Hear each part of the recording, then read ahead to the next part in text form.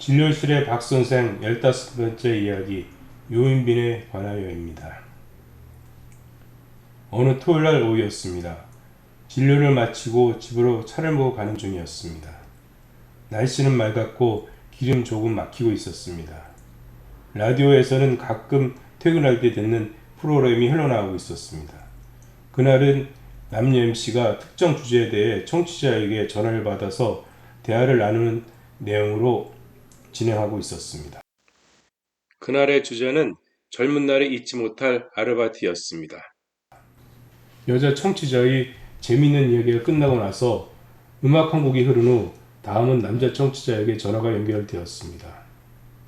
MC가 자기소개를 하라고 해도 끝까지 자기소개를 하지 않았고 부산에 사는 사람을고만 소개를 했습니다.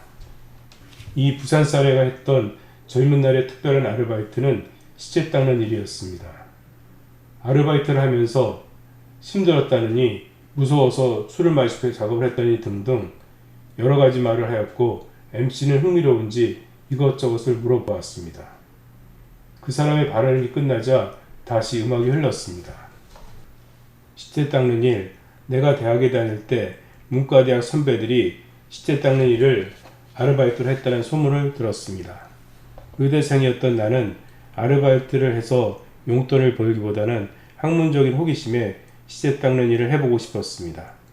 돌아가신 지 오래되고 포르말린에 오랫동안 담가두어서 썩지 않아 무서운 시체라기보다는 단지 큰 오줌으로만 보이는 해부용 시체인 카다버와는 다는 사망한 지 오래되지 않은 시체를 보고 싶은 욕망 때문이었습니다. 그래서 아르바이트를 해봤다는 선배를 찾아서 주선을 부탁했지만 실제적으로 시체 닦는 일을 해보았다는 사람을 찾지 못했습니다. 들리는 소문은 정형외과나 신경외과 병원에서 교통사고로 죽은 사람들을 주로 닦는다는 것이었습니다.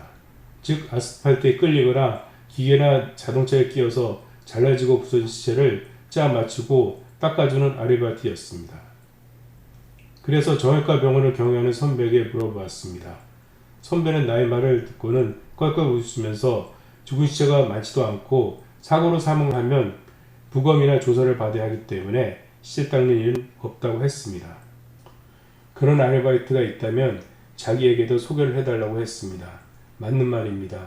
시체를 닦는 일은 빨래 빨듯이 닦는 것이 아니라 찢어진 부위를 봉합하거나 피가 붙어서 보기 흉한 부위를 소독하는 정도일 것입니다.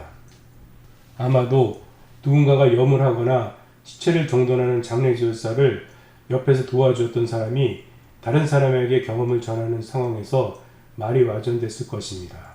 그래서 시체 닦는 아르바이트가 있다고 알려줬고 상품권에 눈이 먼 라디오 청취자가 그것을 이용한 것입니다. 이런 아르바이트와 비슷한 소문이 비뇨기과 약을 사용한 사람들 사이에서도 있었습니다. 지금은 발기존 환자에게 비아그라, 시알리스 등의 약제가 많이 사용되지만 이런 약제가 개발되어 사용되기 전에는 트라조돈이나 요인빈 등을 사용하였습니다.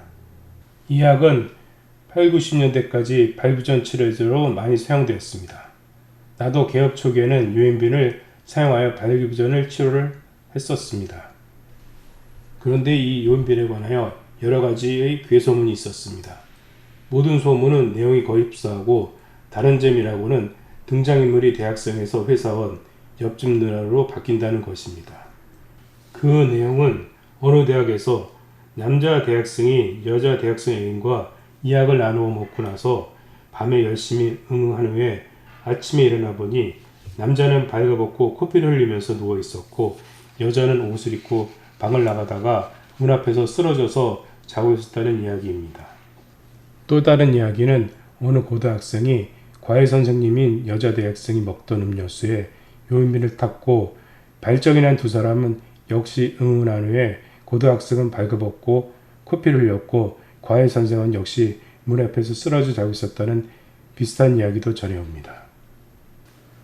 사람들이 이런 이야기들을 자기가 아는 사람의 이야기인 양 말을 전하는 것입니다. 하지만 요인빈이 발기 전에 효과가 있지만 이렇게 폭발적인 효과를 나타내지는 못합니다.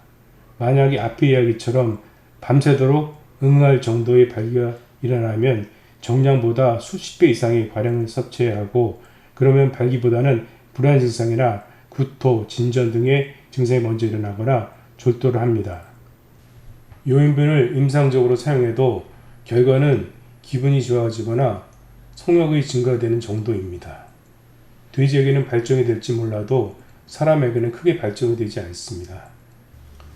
사람에 있어서 발기의 유발은 단지 육체만으로 되는 과정이 아니기 때문입니다.